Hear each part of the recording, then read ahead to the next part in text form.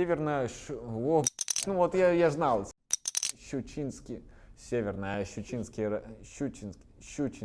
Щука, Щучинский. Нормально. Щучинский. Ну да, это понятно. Покер часто имеет непростые отношения с государственными институтами. В странах СНГ до сих пор идет отрицание спортивной составляющей этой игры. Сегодня мы поговорим о статусе покера в Казахстане. Вы находитесь на канале Покер.ру, крупнейшем ресурсе о покере в русскоязычном интернете. Жмите на подписку, колокольчик и поехали.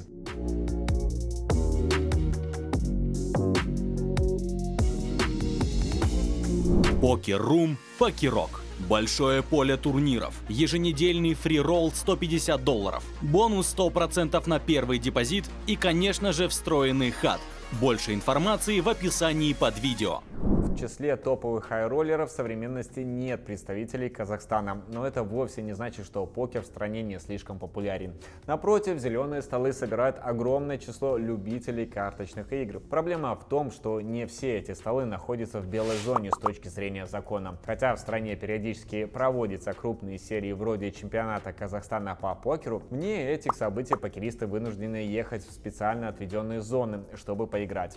В этом плане ситуация напоминает положение дел в России. Впрочем, в Казахстане эти локации не так удалены от крупных городов. Северно-Щучинский район Акмолинской области находится в 250 километров от Астаны, а Южный Канаев, ранее называвшийся Капчагай, в Алматинской области в 70 километрах от бывшей столицы. Причиной такого компактного расположения, доступных для любителей покера столов, стал принятый весной 2007 года закон об игорном бизнесе. В 2008 году в Капчагае открыло свои двери первое казино. До 2017 года покер оставался в белой зоне. Его не приравнивали к азартным играм, а на территории крупных городов работало несколько десятков клубов. Но затем карточные игры попали под общие ограничения. На сегодня общее число казино в Казахстане 6, что довольно немного для страны с населением в 19 миллионов. И это при том, что до принятия закона в стране было около 140 казино.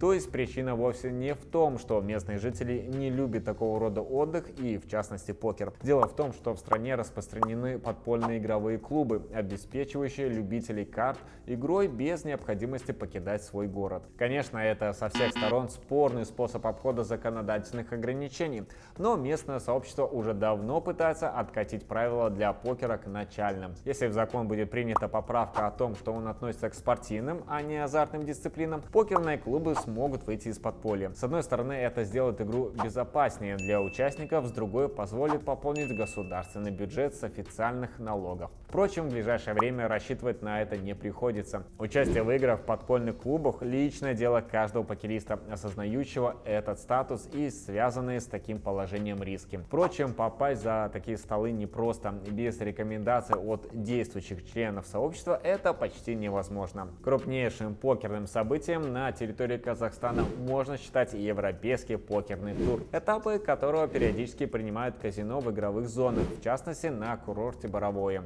Обычно это мероприятие проходит за дверями Кэшвиль казино на берегу живописного озера в городе Конаев. В рамках тура играют только в холдем, поэтому любителям живых столов с Амахой здесь может быть не так интересно. В целом этап состоит из недорогих турниров с боином до $2000. Кэшвиль казино остается главной меккой для казахских покеристов и вне крупных серий. Здесь созданы лучшие условия для этой дисциплины, и другим заведениям сложно перетягивать трафик покеристов на себя. Альтернативой Кэшвилью являются казино Астория и Бомбей. Что касается игры в интернете, здесь казахское законодательство либо довольно лояльно, либо просто не воспринимает это всерьез. Игроки вправе регистрироваться в любых международных румах, используя платежные инструменты местных банков. Впрочем, средний уровень казахских игроков ниже, чем в России, Беларуси или Украине. Соответственно, меньше возможностей для пополнения казны налогами с выигрышей. Со своей стороны, покерные румы не ставят никаких ограничений для игроков, регистрирующихся в них с территории Казахстана.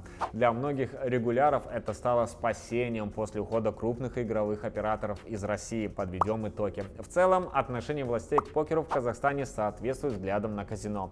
По этой причине легальные столы можно найти только в казино в игровых зонах Канаеве и Боровое. В городах существует большое количество подпольных покерных клубов, вхождение в которых не только проблематично, но и рискованно. Зато игра в интернете на данный момент не имеет ограничений со стороны государства. На территории страны действует большинство международных румов. Надеемся, информация была для вас полезной. Вопросы задавайте в комментариях. Спасибо за просмотр. Смотрите также на канале видео о покерном законодательстве России и Беларуси. Обязательно поставьте лайк и подпишитесь на канал. Так вы поможете в продвижении этого видео. А если остались вопросы, то вам дорога в комментарии под видеоролик. Желаем вам крупных заносов и удачи. Пока-пока.